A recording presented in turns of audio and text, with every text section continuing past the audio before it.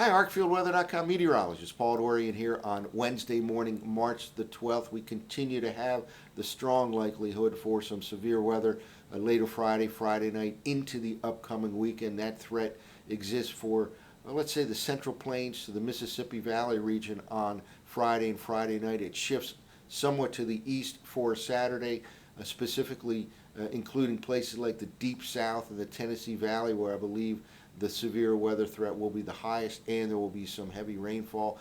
That severe weather threat finally shifts to the eastern seaboard by the time we get to later Sunday night. I do believe there will be numerous damaging wind reports with this upcoming strong storm system. The low pressure area at the surface will drop to very low levels here. It's some possibility that it could drop to record low pressures up across the upper part of the Midwest, the western Great Lakes region.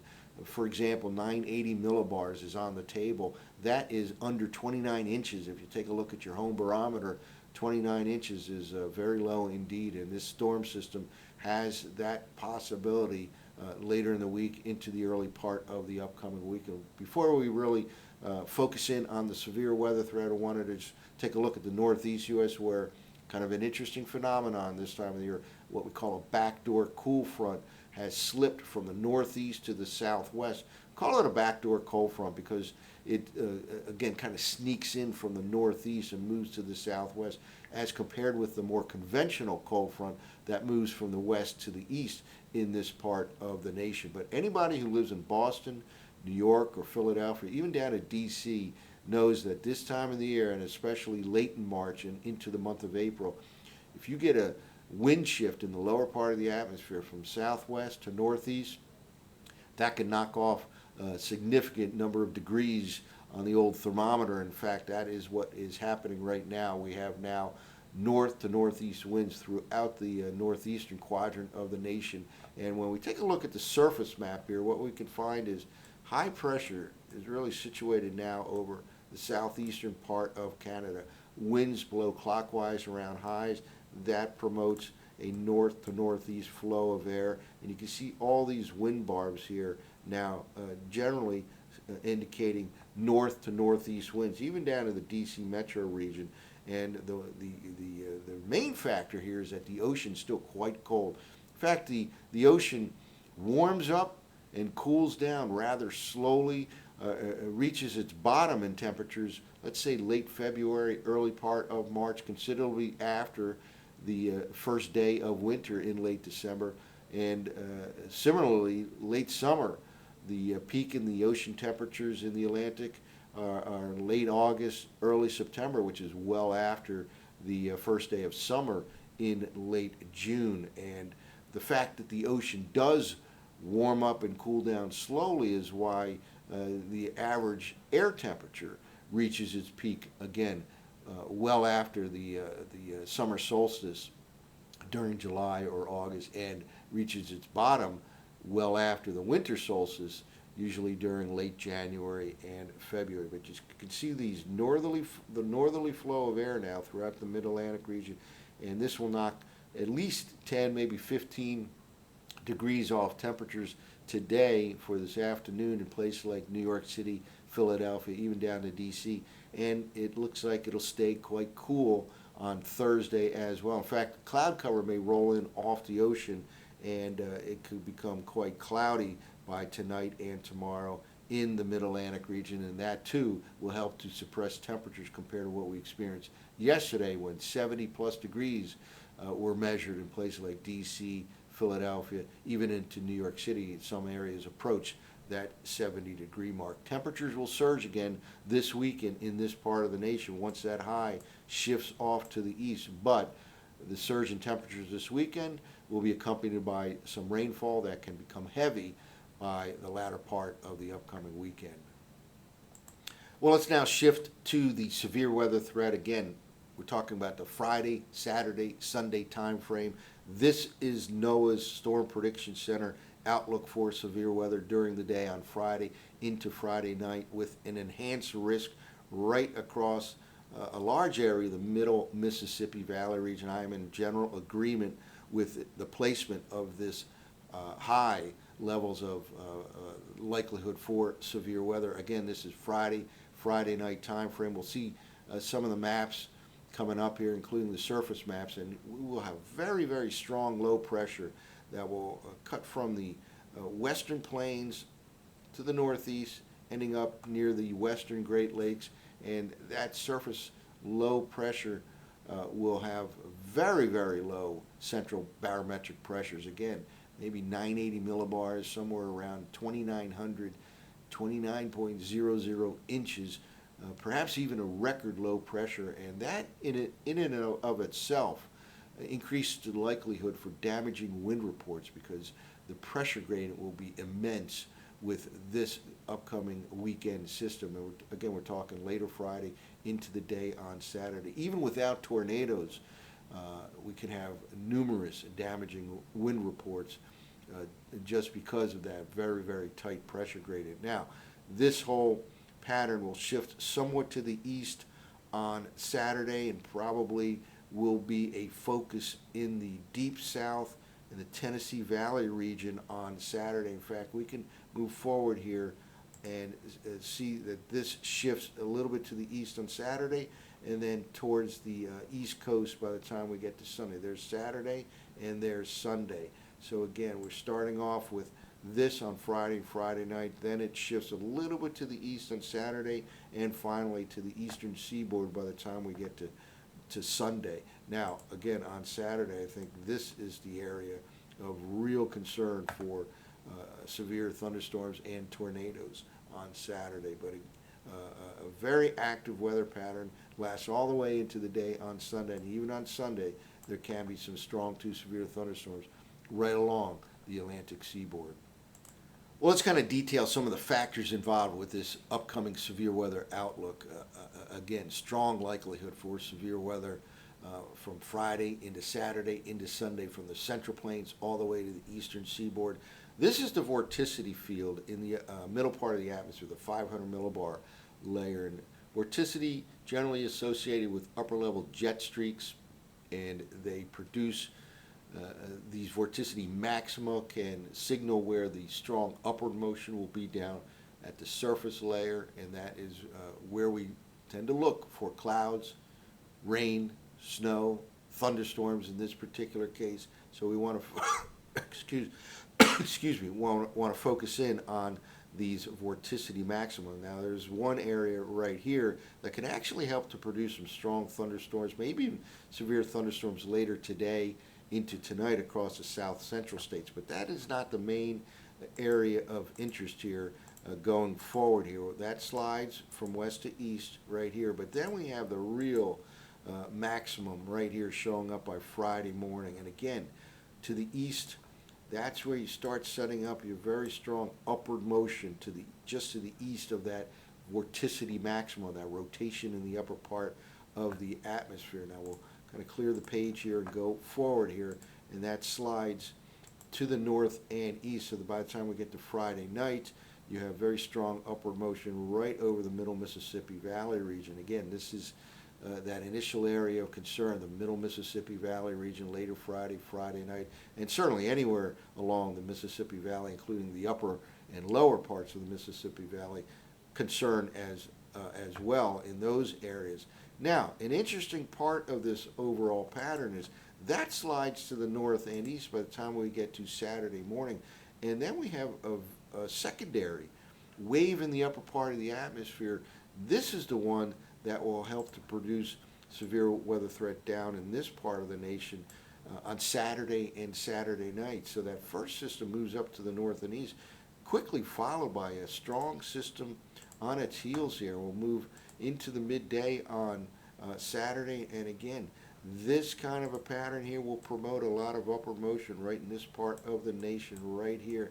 That is the area of real concern here for Saturday into Saturday night. Again, it's kind of associated with a second wave of energy in the upper part of the atmosphere. That ends up sliding to the east, and by the time we get to Sunday, the real area of activity may be right in this area right here, with the chance of strong, potentially severe thunderstorms as a strong cold front slides from west to east into this part of the nation. Probably the best chance for severe weather on Sunday will be in the southern mid-Atlantic down across the Carolinas. We'll have to fine-tune that location over the next few days. But again, really a multi-day event here of severe weather, Friday, Saturday, and Sunday as well. Now, I mentioned with those vorticity maxima, middle part of the atmosphere, they tend to be associated with upper-level jet streaks. And in this particular setup here, coming for Friday, Saturday, and Sunday, we have multiple jet streaks at multiple layers of the atmosphere. One, the upper part of the atmosphere will show here, and then we'll show low-level jet as well. And these two areas of enhanced winds certainly will play a critical role in the severe weather threat Friday, Saturday, into the day on Sunday. We're looking here at the upper part of the atmosphere, what we call the 250 millibar part of the atmosphere, and these red colors here represent the highest wind speeds here. We're looking at wind speeds. Again, an enhanced area of wind speed or wind speeds.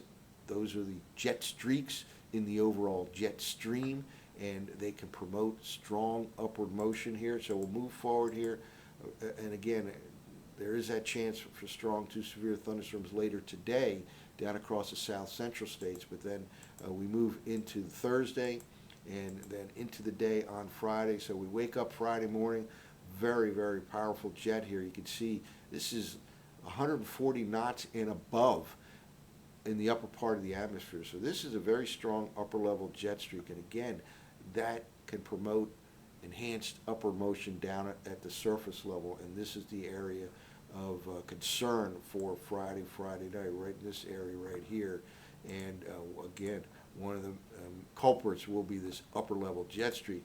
That slides off to the east, and we have that secondary system moving in right on its heels here. So we have strong upper level winds continuing during the day on Saturday, and again, that severe weather tornado threat extends all the way slightly to the east, but from the Tennessee Valley down into the deep south, places like Louisiana, Mississippi, Alabama have to watch out on Saturday night. We'll go a little farther in time into the day on Sunday, and here comes that upper level jet streak sliding to the east, and again on later Sunday night, this is the area of concern for the possibility of strong to severe thunderstorms. Now, another area I always like to take a look at with respect to the potential of damaging wind reports or even tornadoes are the low-level winds. Here we're looking at 850 millibars. This is some 4,000 or 5,000 feet above the ground level here, and this is as we begin the day here on Wednesday. They don't put out this kind of a parameter out over those higher elevation locations of the Rocky Mountains. That's why this is blank right here. But we move forward here in time, and here we go into the day on Thursday, and then finally into Friday morning, and notice an enhanced wind speed area right here. Again, this is at the lower levels of the atmosphere, what we call the 850 millibar level. It's about 5,000 feet off the surface, and we're looking at purple. It's 64 knots and higher as we begin the day here on Friday.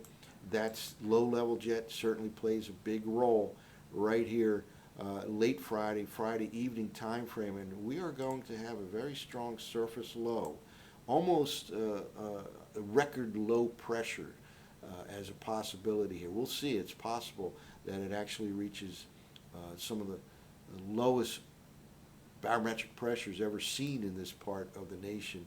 Right here at 850 millibars, it's designated as a 975 millibar low here, and you have this very powerful jet in the lower levels of the atmosphere. So even without tornadoes, we can get damaging winds in this part of the nation, the middle Mississippi Valley, even the upper part of the Midwest, the Great Lakes region, later in the day on Friday into Friday night, just because of that very, very strong pressure gradient that we'll really see here in a moment with the isobars and the surface weather maps. We move into the day on Saturday, and it slackens off a bit in the overnight hours, but then that low-level jet really kicks up again, and this is the area of concern on Saturday. Tennessee Valley down into the deep south here, Louisiana, Mississippi, Alabama, even into Georgia, we'll have that strong low-level jet. That continues to play a role into this overall pattern here. By the time we get to midday on Sunday, that low-level jet, the maximum jet in the lower part of the atmosphere, shifts to the eastern seaboard, and that too is where the severe weather threat will shift to on Sunday, primarily in the afternoon and evening hours along the coastal sections, all the way from the New England coastline down to the Carolinas. Go out a little farther in time. That finally shifts off the eastern seaboard by the time we get to Monday. Cooler air moves in.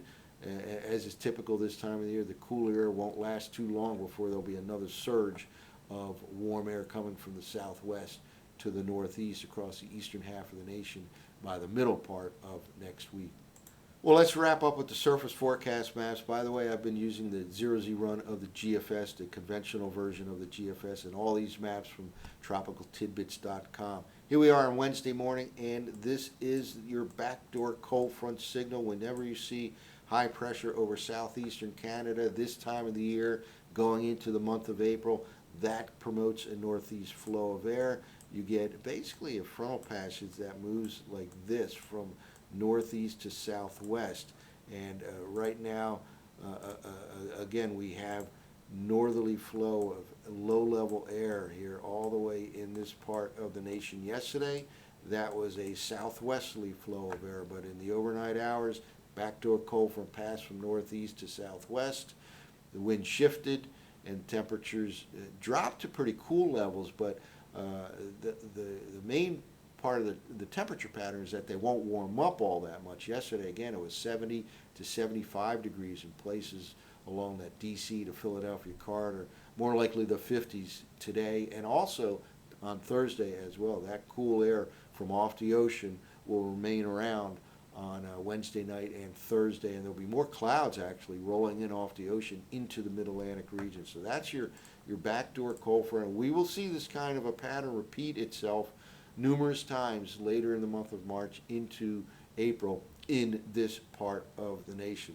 Now, a couple of interesting features before we get to that severe weather threat. This is later today into tonight. And again, doesn't look like much, but there's a possibility of some strong to severe thunderstorm activity down across the south central states. Nothing nearly as widespread as what I expect to see Friday, Saturday, and Sunday. And also, there's a system moving into cold air, and it very likely will produce some snowfall across portions of New York State, maybe even the farthest part of upstate Pennsylvania. Again, later on today into tonight, there can be some accumulating snow in the southern part of New York, and that includes maybe even focused in on the Catskill Mountains, for example, across the southeastern part of New York State. A little bit of a system with plenty of cold air around could result in some accumulating snow. Again, have to watch out for that later today into tonight. Now let's clear the page here and move forward here in time. That could extend, that snow threat could extend into the western part of New England in the overnight hours. And here is that area of some concern here for later today and tonight with the potential of some strong thunderstorms. Then we move into the day on Thursday and then into the day on Friday. Notice this surface low pressure area already down to 979 millibars. That is about 28.95 inches. A very, very strong surface low pressure system. And take a look at this isobar pattern right here. Winds flow counterclockwise around lows. So this will be a strong, and when I say strong, I mean a strong, potentially damaging flow of air from the south to the north. Again, won't take a tornado to cause some damaging wind reports with this kind of a pattern. Just a very, very tight pressure gradient will set up here with this tremendous storm system here at the surface. Now, let's move forward in time. 976 millibars. Look at these, this pressure gradient. This is certainly a red flag that there can be some damaging winds in this part of the nation by midday on Friday. Again, without tornadoes to speak of here, the winds will be so strong associated with that pressure gradient that there can be damaging wind reports during the day on Friday.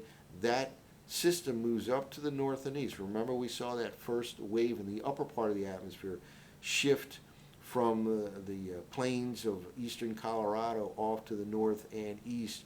And indeed, that surface low, that very deep surface low, will push off to the north and east. Again, very, very strong winds to the east, especially of this low pressure area, right in this area. Late Friday night, this could be 50 to 60 mile per hour wind gusts easily in that part of the nation, the upper Midwest, the upper part of the Mississippi Valley region, going into the Great Lakes region. Again, simply as a result of that deep low pressure area at the surface. Then we move forward in time here, and remember, the secondary system starts to show up at this particular time. We go into the day on Saturday, and it just causes enhanced upward motion over the deep south and probably an explosion on the radar with rain and thunderstorms by the time we get to late in the day on Saturday evening.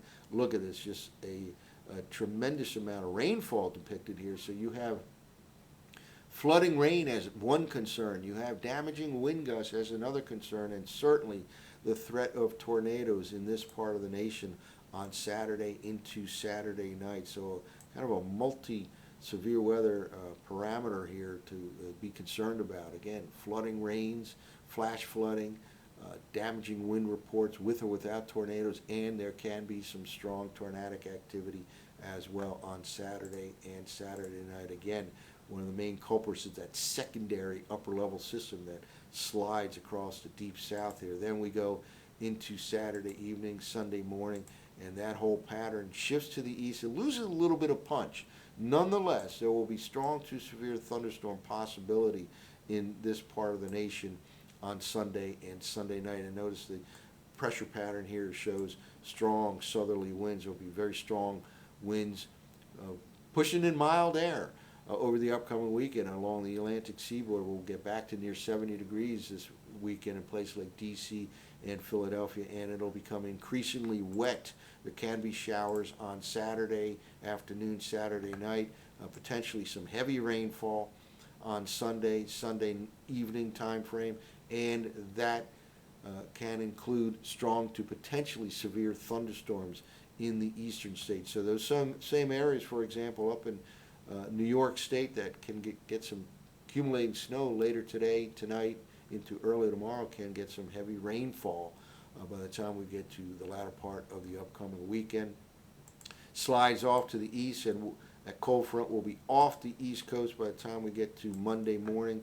Colder air pushes in, and again, as is typical this time of the year, the cold shot will not last for too long in the Mid-Atlantic, in the Northeast. Yes, you can already see by the time we get to Monday, warm flow of air starting to set up once again out across the middle part of the nation with a southwesterly flow of air out ahead of another strong surface low pressure system. And these cold air outbreaks will be rather frequent over the next few weeks going into the middle part of April, I believe. We talked about the stratospheric warming event that will make it more favorable for continuation of cold air outbreaks.